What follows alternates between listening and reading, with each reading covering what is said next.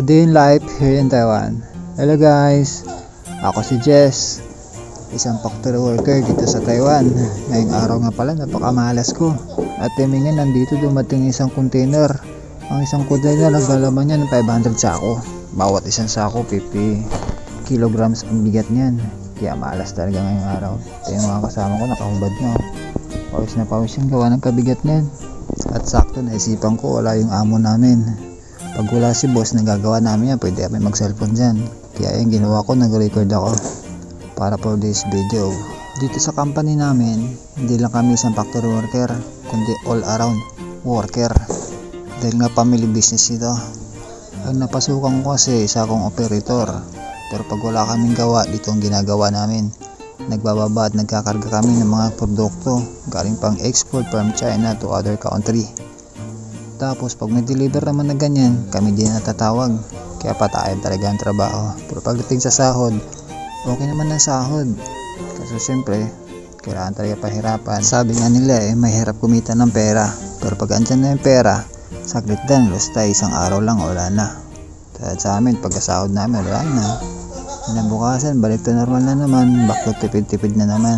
Kaya talaga ang buhay dito bilang isang OFW. Tiis-tiis lang, wala tayong magawa Siyempre, ginusto mo yan Apat nga pala kami dyan na nagdidiskarga na produkto.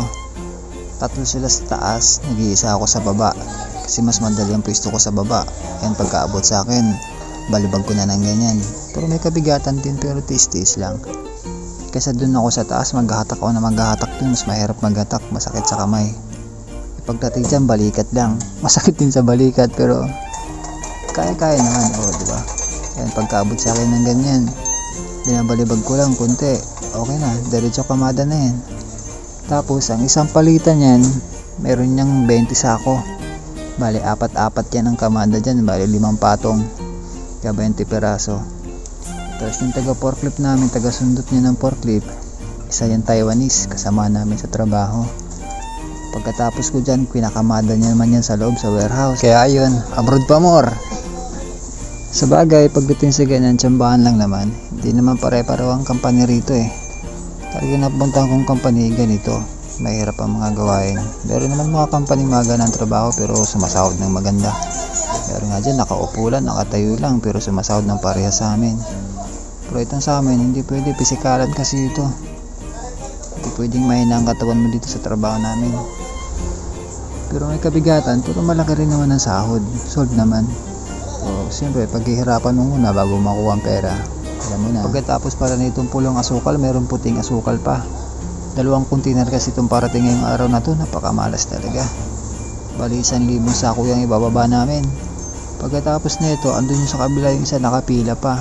Kasi pagkakarga niya lahat yan, itong container na to lalabas yan. Papasok naman yung panibagong container. Ayan na, medyo masakit na yung balikat ko dyan. Masakit na gawa na. Siyempre, mabigat-bigat din yan Hindi ko na binidyan yung pangalawang container. Gawa na nakita namin si boss, palakad na palapit sa amin. Kaya kadalit ko yun, kinuha yung cellphone ko. Baka madali pa tayo, alam mo na. Baka mamura na naman tayo. Okay, hanggang dito na lang. Thank you for watching. Siya nga pala guys, pa-subscribe naman para ganahan ako mag-upload ng mga videos every month, every week, every day.